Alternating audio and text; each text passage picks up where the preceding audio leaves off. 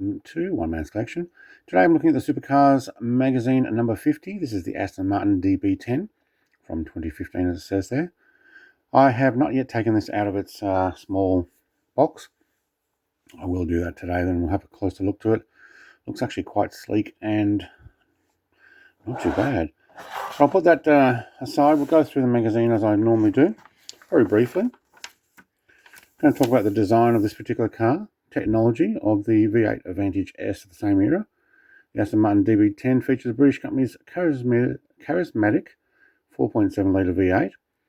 Obviously, the manufacturer is the Aston Martin, celebrated its 100th birthday in 2013. And origins. So I won't read everything in full detail, but I will go through the magazine issues to see what you get. Hollywood itself couldn't have done a better story than behind the Aston Martin DB10, the concept car that became a movie star and then went on to directly influence the next generation of road-going Aston Martins. James Bond thing, wasn't it? Yeah. Magnificent, isn't she? So says Q. James Bond's technician, a wizard. Yes.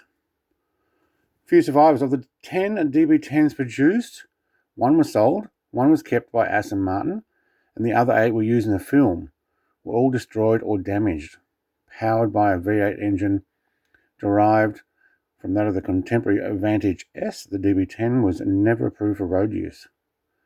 Well, there you go. One sold, one kept, 8 destroyed. Wonder who's got that one. Official sources later confirmed that one of the 2 show cars that had been sold at auction in 2016 for over £2.4 million to an unknown collector. Wow.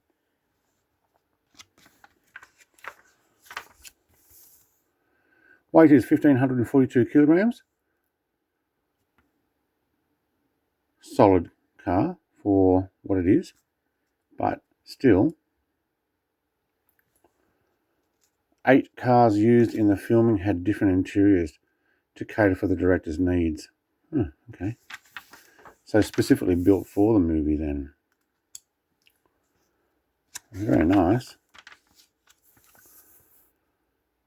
Engine V8 presented present and future based on the lengthened Vantage chassis. The DB10 powered by an engine derived from that of the previous Vantage series. Partially inspired by the 177, it formed a basis for the upcoming Aston Martins. You have an open up part here.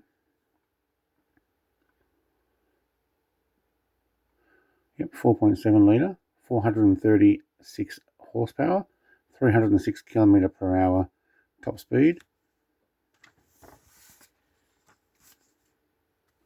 Interesting cluster gauge there.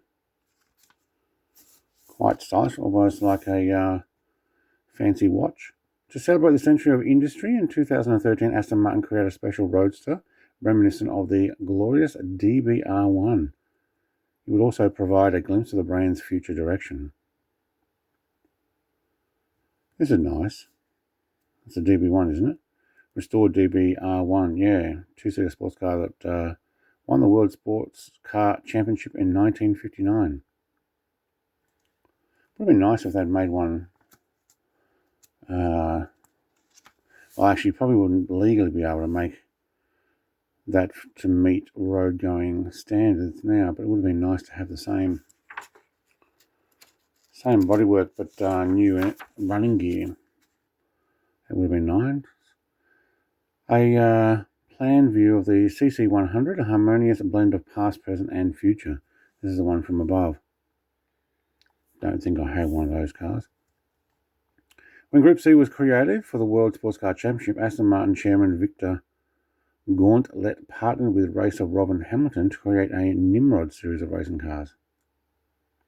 Okay. This is the one down here. Definitely a Group C looking car. Onwards to victory.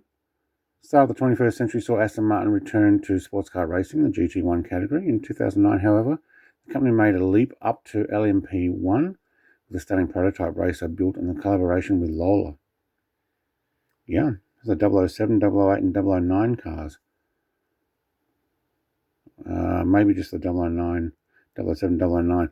I do have the Aston Martin golf racing, I think 007 and 009 cars. I've shown them off already on my channel, I believe. Historic collaboration.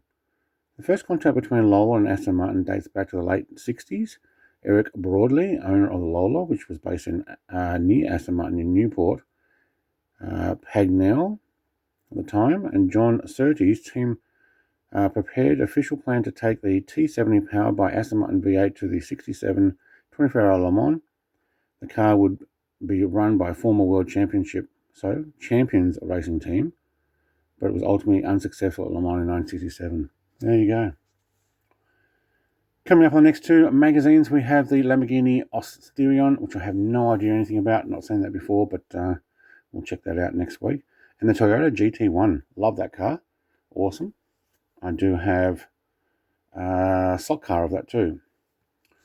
I think it might have been a Scalextric or a Fly. I'm not sure. I'll have to have a look at my collection again. All right. Let's have a look at this car.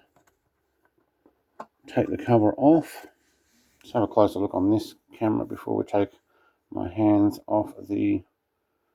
So I take the car off the thing and put it in my hand. It's a nice looking sleek design. I'm actually quite happy I got one of these. I don't think I would have necessarily gone out of my way to buy one, but having it in the magazine really helps. Let's see if we can get this one open. Triangle screw. I have a bit for that.